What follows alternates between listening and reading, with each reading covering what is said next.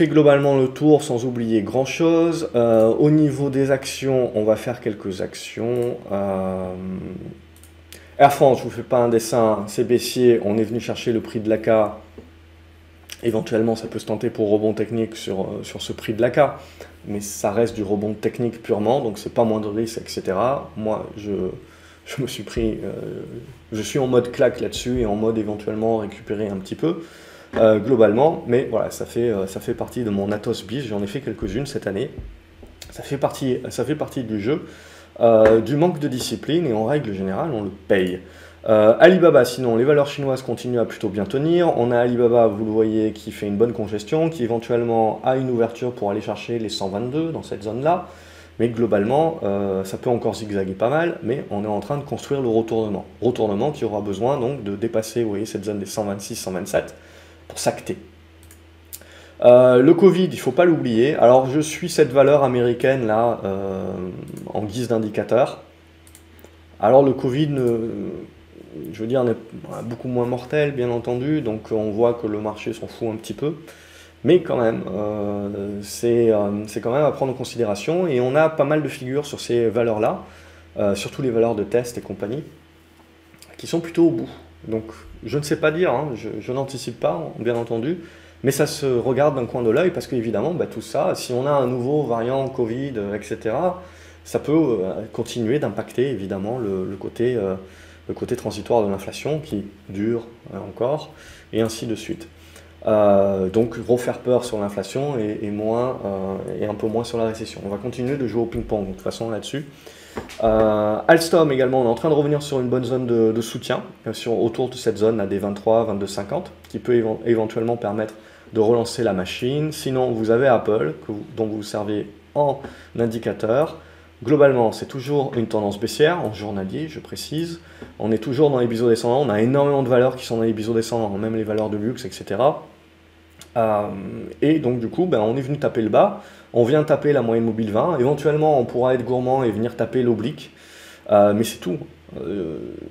La probabilité de sortir par le haut reste quand même mineure à ce stade-là, donc je ne le jouerai pas. Ce qui m'intéressera plutôt, du coup, c'est de construire ici et de commencer à tenir des supports. Parce que si on recasse par le bas, on va revenir taper le bas du biseau. Et évidemment, si vous cassez les biseaux par le bas, capitulation. Pour l'instant, donc, on n'est absolument pas en capitulation. Ce qui va vraiment nous intéresser, avant de rebroyer du noir, c'est de voir si on arrive à tenir les soutiens sur la conso, qui serait saine. Donc ça, à observation. Les valeurs cycliques, je ne vous fais pas un dessin, bim, bam, boum. Ça me permet de rebondir sur ce que je vous avais dit dans les précédentes vidéos, vis-à-vis de juste regarder les ratios et de dire c'est pas cher, donc leurs résultats, par rapport aux résultats qui sont estimés ou de l'année dernière, sauf que le marché n'est pas débile. Si ces valeurs-là n'arrivaient plus à monter depuis un certain temps, c'est parce que petit à petit, vous avez de plus en plus d'opérateurs qui commençaient à se poser la question de ah ouais, mais si on monte les taux, on va se taper plus d'inflation, donc on va monter les taux. Si on monte les taux, on va se taper une récession. Donc je suis peut-être en haut de cycle et je sors certes d'une année exceptionnelle sur la plupart de ces valeurs, sidérurgie, métaux et compagnie, mais l'année prochaine, qu'est-ce qui se passe?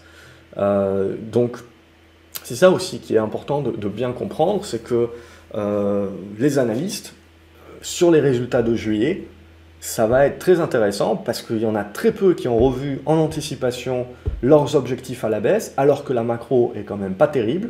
Certes, je veux bien qu'un paquet de business résiste, mais quand même. Et du coup, vous allez voir, ils vont tous se réveiller début août en passant de achat à allégé ou à vente, avec des objectifs qui vont vous caler 30 ou 40% plus bas. C'est ça la problématique. Et donc du coup, le PER que vous regardez sur votre site boursier qui était à 4, le titre a baissé finalement. Alors peut-être que votre PER va rester à 4, parce que globalement, l'anticipation des résultats baissera pour l'année prochaine, mais le cours s'est déjà ajusté en anticipation. Donc en gros, vous restez sur une valeur qui n'est pas chère, sauf que vous êtes pris 30% dans la figure. Donc ça, c'est important. Pas cher peut toujours devenir moins cher. Et il faut comprendre un petit peu que quand on regarde même les ratios fondamentaux, il faut essayer de se projeter un petit peu plus loin que ce que le consensus marque sur la jolie fiche de valeur. Parce que le consensus des analystes, malheureusement, il réagit souvent avec 6 mois de retard. ASM International, on a un rebond, donc on avait cassé la précédente oblique, etc. Donc le précédent rebond, il a fait pchit très rapidement. On avait cassé cette oblique-là, oh mon Dieu, l'inflation, etc. Et en fait, on est venu chercher, alors il faut ajuster un petit peu, mais comme sur beaucoup de valeurs, le biseau descendant. Donc en gros, tant que vous ne cassez pas le biseau descendant par le haut, pas de retournement haussier. Tant que vous ne cassez pas par le bas, pas de capitulation baissière. Donc au milieu, c'est du zigzag. Donc c'est du trading. Et on continue de jouer ça. Le seul truc, c'est que les mouvements sont assez forts, donc ça fait quand même des performances assez intéressantes. Et du coup, je rebondis sur quelqu'un qui m'avait dit, de toute façon, voilà, les marchés baissiers, il faut sortir et pas revenir. Honnêtement, les marchés baissiers, ce sont ceux alors, sur lesquels vous devez avoir une expérience, c'est clair et net, mais ce sont ceux sur lesquels, ou si vous l'avez, cette expérience, la volatilité peut vous permettre globalement de gagner beaucoup plus que dans des marchés haussiers. Donc il ne faut pas l'omettre. Maintenant, il faut également bien comprendre que ça nécessite d'avoir une discipline encore plus forte qu'en marché haussier et une gestion du risque encore plus forte. C'est ça, les bases qui sont primordiales. Parce que dans un marché haussier, vous avez le droit, le marché vous donne droit à l'erreur. Dans un marché baissier, il ne vous donne pas droit à l'erreur. Donc c'est là où vous devez être encore plus costaud. Athos, petite congestion ici qu'on est en train de casser par le haut. On fait une bonne mèche basse aujourd'hui, une bonne clôture. Ça commence à aller un petit peu mieux. Jusqu'où on verra, hein. Je veux dire, là, il y a quand même énormément de résistance au-dessus de la tête. Donc on reste en mode rebond technique à ce stade-là. Je pense que voilà, il y a plusieurs niveaux. Il y a les 14 €, alors il y a les 14,10 € évidemment, mais je serais plutôt tenté d'aller chercher les 14,50 €, 14,40 €. Et après, il y a cette zone des 15 €. Et après, on peut, en fonction des news, etc., des spéculations qu'il peut y avoir encore sur la scission, le truc, le machin, ça peut pousser un petit peu plus haut. Mais là, on reste en mode rebond, globalement. Boiron, ça reste un petit peu kiff-kiff bourricot. On est toujours dans cette construction, toujours un dépassement des 41,30 €, 44 € pour valider. CGG, donc du coup, je ne vous fais pas un dessin. Oh mon Dieu, récession, donc oh mon Dieu, plus personne va mettre une goutte de pétrole, mais évidemment, la vérité est entre les deux. Donc la problématique, c'est que le marché réagit par excès à court terme, mais à un moment donné, on va se dire, ouais, mais quand même,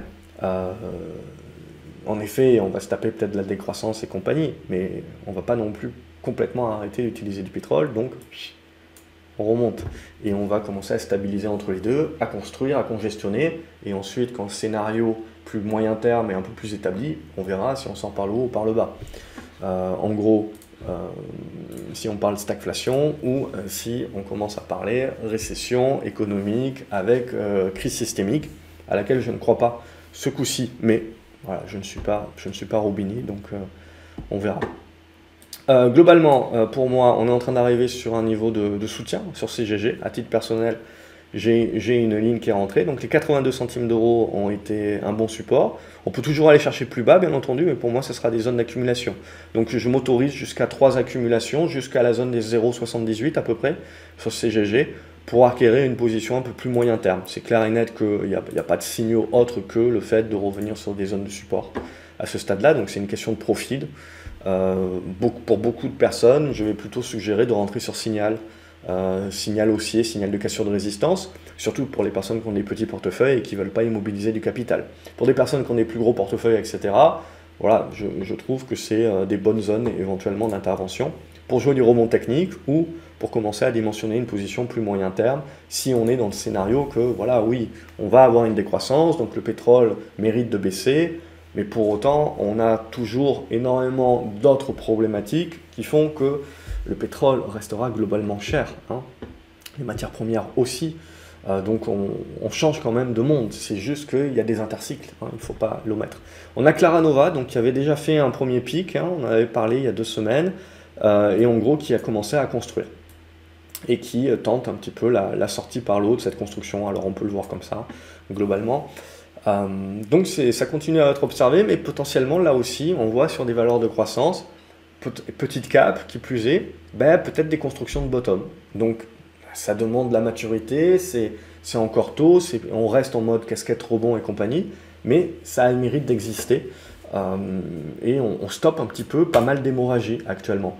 DBV Technologies, ça reste plutôt propre, au-dessus des 4,20 €. Je continuerai de jouer éventuellement une deuxième poussée vers les 5 €, 5,20 €, 5,30 €. Equasense, ça reste ok, hein, ça reste plutôt propre, mais globalement, vous voyez, éventuellement, c'est un pullback à ce stade-là, donc ça demandera peut-être un petit peu maturité.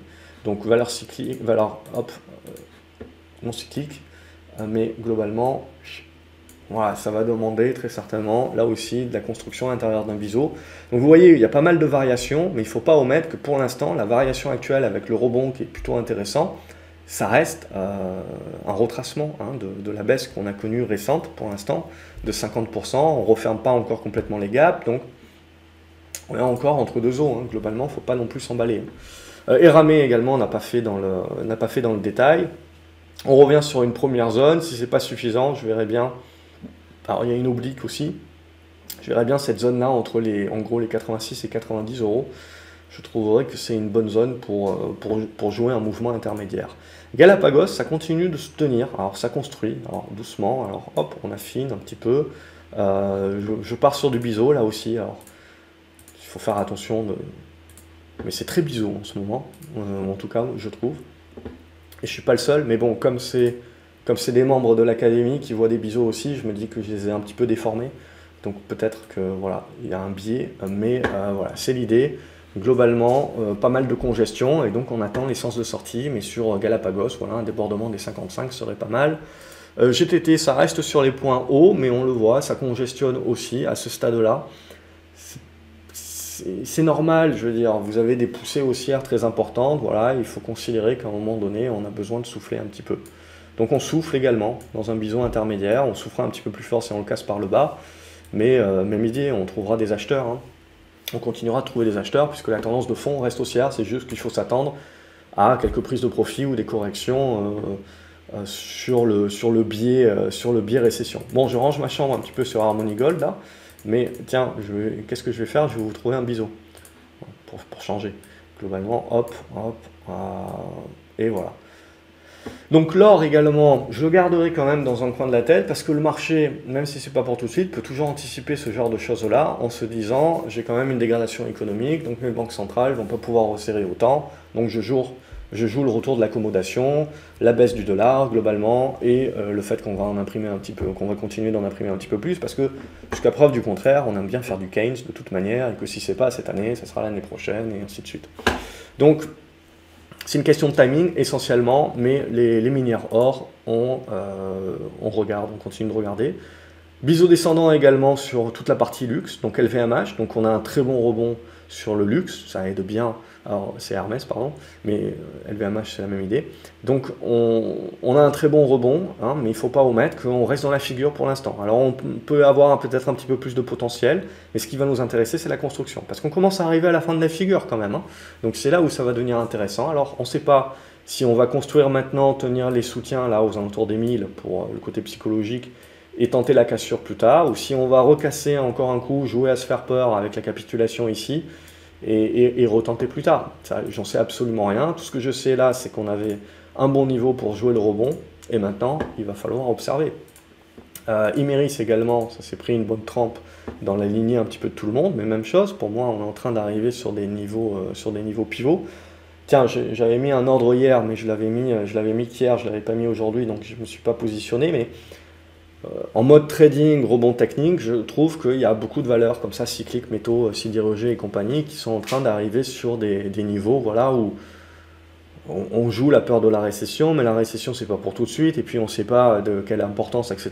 Donc il y a au moins un niveau intermédiaire où les acheteurs vont se dire, oui, ok, on va temporiser, donc on va jouer le rebond technique. Donc ça peut se jouer, globalement.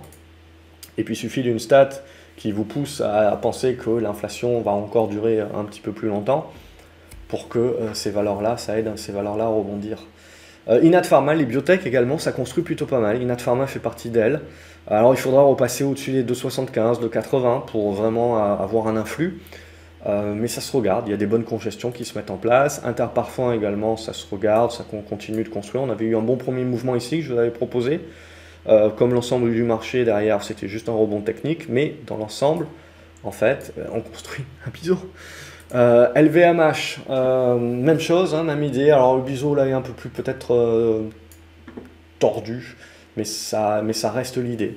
Peut-être encore toujours de la marge, Mais après, ce qui nous intéresse, ça va être vraiment la congestion construction, hein. Tant qu'on ne sort pas par le haut, on ne peut pas s'emballer, on reste sur du mode rebond. Morel et Prom, donc dans le sillage, toutes les valeurs pétrole, à bien corriger, mais même chose, on revient sur des niveaux de soutien. Pour moi, ça reste des tendances haussières de fond, donc c'est des valeurs qui auront plus de facilité pour rebondir à mon sens. C'est juste que voilà, il faut s'attendre à ce genre de correction au prorata et potentiellement ça peut continuer. Mais c'est l'idée là de voir un petit peu les réactions et surtout de voir les résistances. C'est ça qui va être le plus important quand vous avez les corrections comme ça et que c'est plus la première. Hein, là, je vous dis, la première correction est souvent achetée.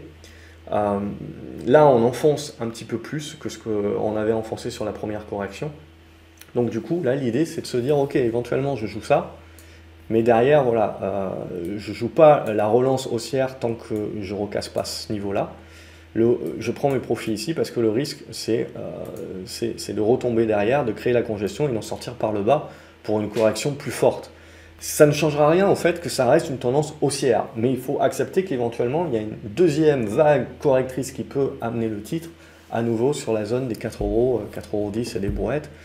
Donc voilà, c'est juste, en gros, je ne fais pas du all-in, quoi, je dimensionne quand même mes positions, et j'attends de voir ensuite où sont les vendeurs, et de voir comment, là aussi, ça va construire.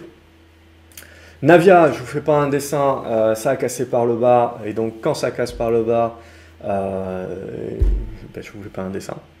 Donc je l'avais mise honnêtement parce que Navia, enfin si vous suivez depuis longtemps, moi je me suis battu contre Navia très longtemps, parce que certes c'est une action qui fait rêver, etc. Je ne dis pas le contraire, mais d'un point de vue fondamental, je veux dire on n'y est pas. On n'y est pas, et au niveau des particuliers, il n'y a pas un intérêt pour les particuliers puisqu'on est toujours dans des phases d'investissement.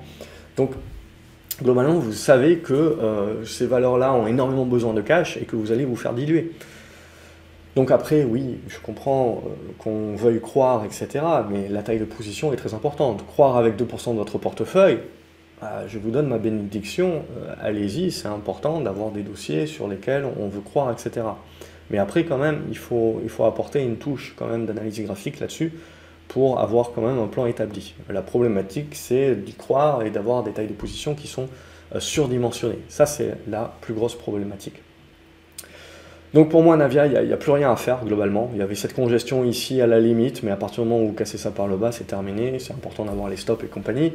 Donc voilà, il faudra la news, la grosse, et pour moi, on perd beaucoup plus d'argent à vouloir être sur la valeur pour pas louper la news que finalement à rentrer le jour où la news sort et à rentrer soit en entrée, soit sur la petite consolidation intermédiaire que vous avez derrière. Neoen, ça continue de congestionner. Évidemment, il va y avoir des investissements massifs sur tout le secteur.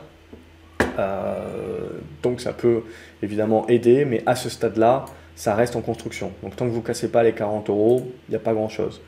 Nutrien également, ben regardez, hein, c'est tout ce qui est engrais, tout ce qui est matières premières et compagnie, toutes ces valeurs-là n'ont pas attendu pour corriger. Alors, ils n'ont pas attendu cette semaine que Investing ou Tartampion vous expliquent que ça y est, c'est la récession et qu'en gros, les valeurs cycliques, ben, c'est plus ça. Donc c'est important également, voilà, d'avoir un petit coup d'avance, en tout cas au moins sur la création des hypothèses. Et après, on laisse le marché décider.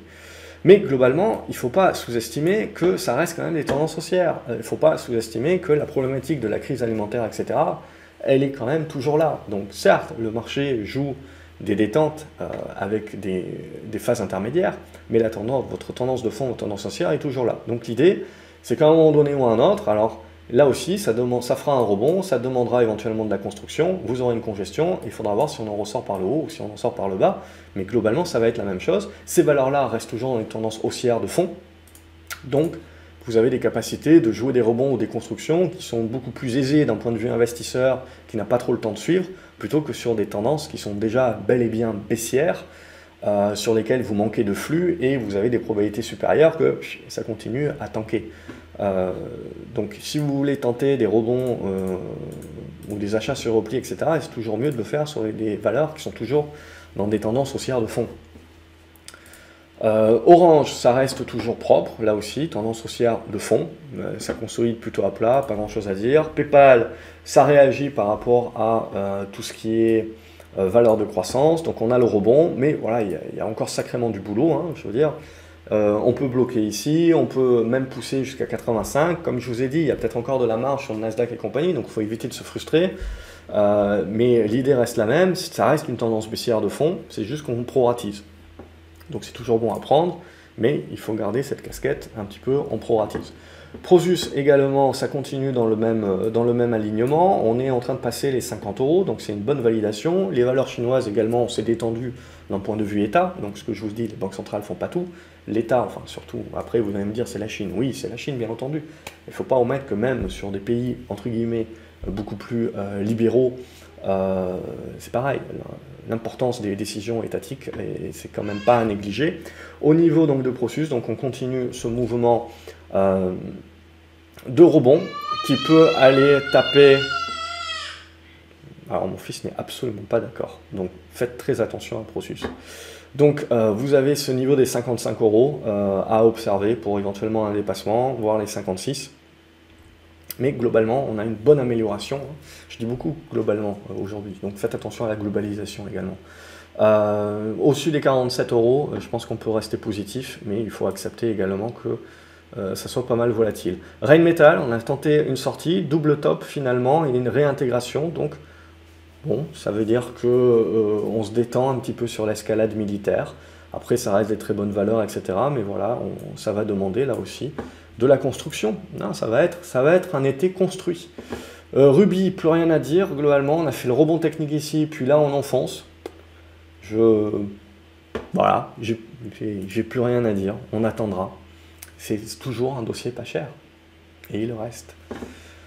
Sanofi, donc qui dit fin de cycle, dit retour un petit peu sur les pharma. Donc on a un bon retour, on a des bons flux qui reviennent sur Sanofi, qui était bien revenu sur cette zone des 94 €, qui tient. Maintenant, il n'y a pas de relance de la tendance haussière pour l'instant, donc on ne va pas casser les 102 €. Sartorius, etc., donc on va considérer ça comme une valeur de croissance. Le biseau était là également, on est venu chercher le bas, on fait le rebond, on est en train d'aller chercher le haut. Cassera, cassera pas, très bien. Même si ça casse, hein, ces biseaux descendants, pardon, même s'ils cassent, il faut, voilà, à la limite, jouer des trucs comme ça. Mais vous voyez, ça reste une tendance baissière, donc il faudra quand même éviter de s'emballer. C'est-à-dire jouer, en fait, un mouvement peut-être plus fort, mais à l'intérieur toujours d'une figure qui est quand même baissière, hein. Donc c'est juste en fait que, vous le voyez, on a un terrain de jeu, éventuellement, si on arrive à casser par le haut, qui est plus large, mais qui ne remet absolument pas en cause le fait que pour l'instant, vous voyez, on a plutôt une tête de dragon. Schneider Electric, même chose que Ruby, on a cassé ici ce que je voulais voir en biseau descendant par le bas, sauf que, hop, on ajuste. Hein, moi, je vous répète très souvent, on n'est pas nul, on analyse graphique, on fait des hypothèses, et on ajuste, c'est notre métier. Donc on ajuste en fonction de ce que le marché nous démontre ou nous démonte. Donc voilà un petit peu pour l'idée pour Schneider Electric, pas plus que du rebond technique à ce stade-là, il y a pas mal d'écart, donc ça se joue en rebond technique, mais même chose, vous voyez, c'est du biseau descendant. Donc pour l'instant, on n'est pas sorti de l'auberge. Les bancaires également, pas sortis de l'auberge, mais c'est de la construction également. Donc on va voir si c'est ça la figure que le marché veut décider.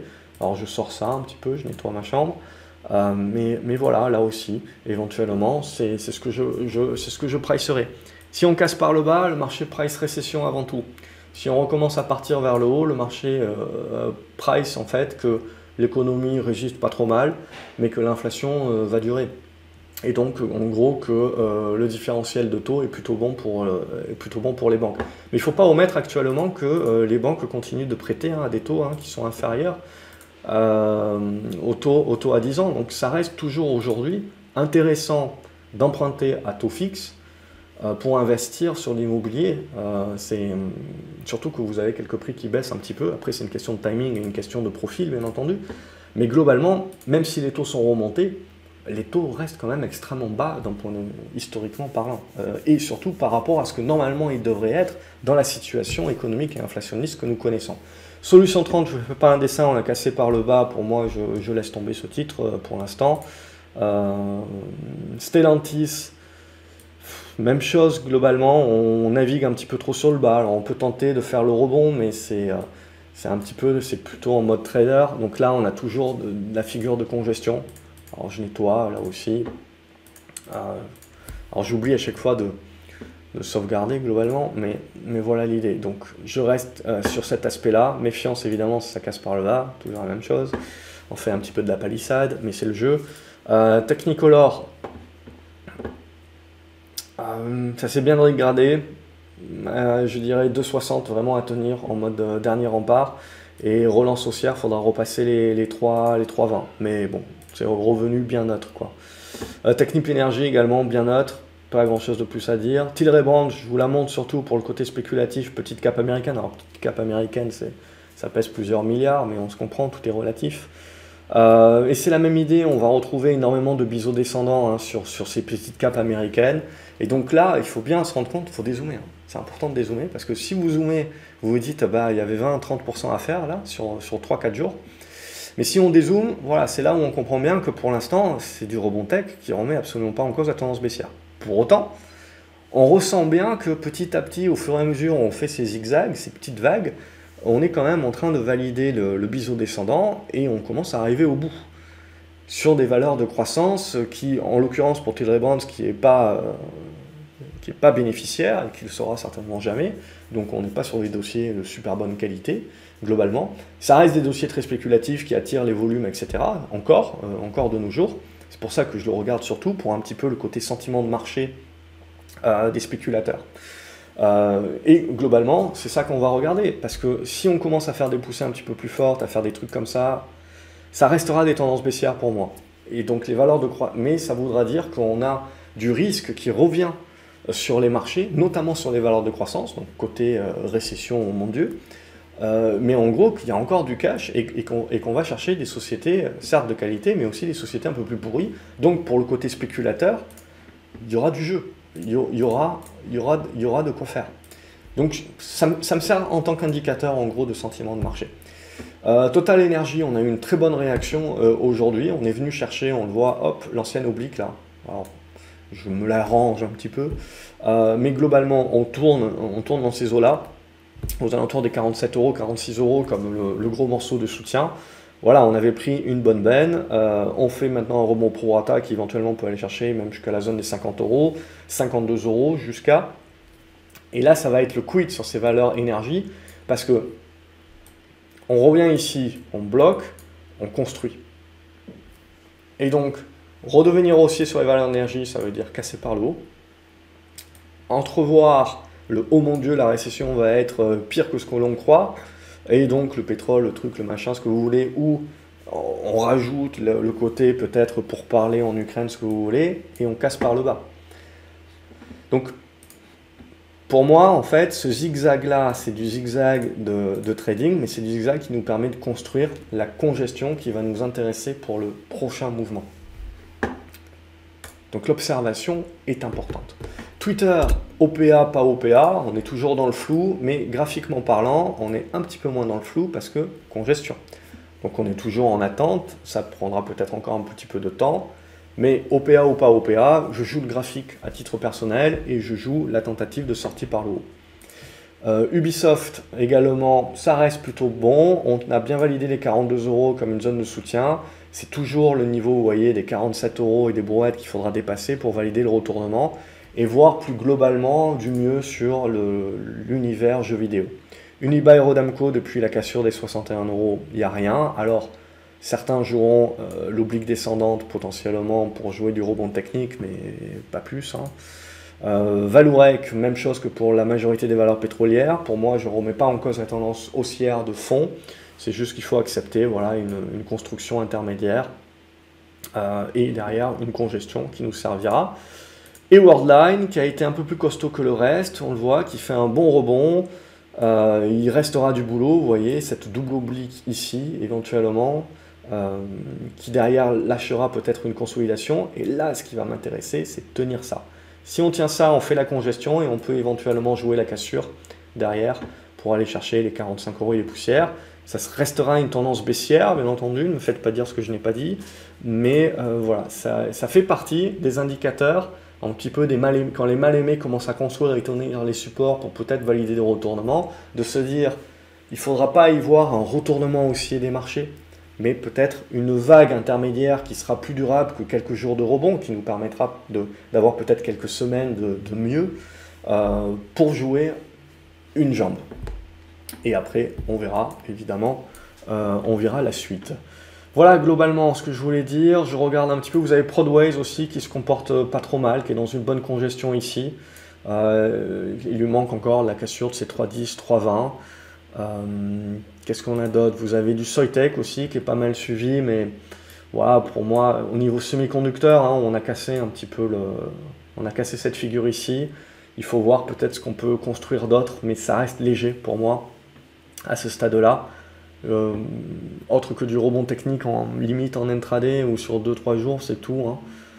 Hein. Bon, et voilà, globalement. Et regardez les valeurs. Hein. Il y a du Alnov. Je sais pas, on verra. Mais globalement, je trouve qu'il y a beaucoup de valeurs. On a beaucoup de valeurs, je perds mes mots, Covid, estampillé Covid, qui sont sur des congestions, en bout de congestion. Alors Alnov est peut-être pas la plus qualitative d'entre elles, mais c'est la plus spéculative et globalement, si elle part, ça devrait également être le cas du reste. Donc ça s'observe, en tout cas on arrive sur des congestions et ça va se décider. Donc peut-être pour les spéculateurs, ça peut toujours être intéressant d'avoir éventuellement une observation de ça, et sinon c'est tout, je crois. J'ai fait globalement le tour. On va pas trop en rajouter. Je pense que j'ai suffisamment parlé. Je vous souhaite un excellent week-end et on se retrouve lundi sur le site gravecobourse.fr sur lequel je publie les chroniques presque quotidiennes que je vous invite à lire. Je tourne un petit peu en rond en ce moment, mais globalement, ça permet, je pense, de fixer la notion, la répétition. Excellent week-end une nouvelle fois les graphes. N'oubliez pas de liker la vidéo, de la partager sur les réseaux sociaux, etc. pour que ça puisse aider peut-être plus de personnes. À me dire ce que vous pensez du marché, les actions que vous privilégiez dans les commentaires. Ça me fera un plaisir de vous y répondre. Et à vous abonner à la chaîne pour ne pas louper les autres vidéos que je publie en cours de semaine. Une nouvelle fois, excellent week-end à vous et à lundi. Salut les graphes.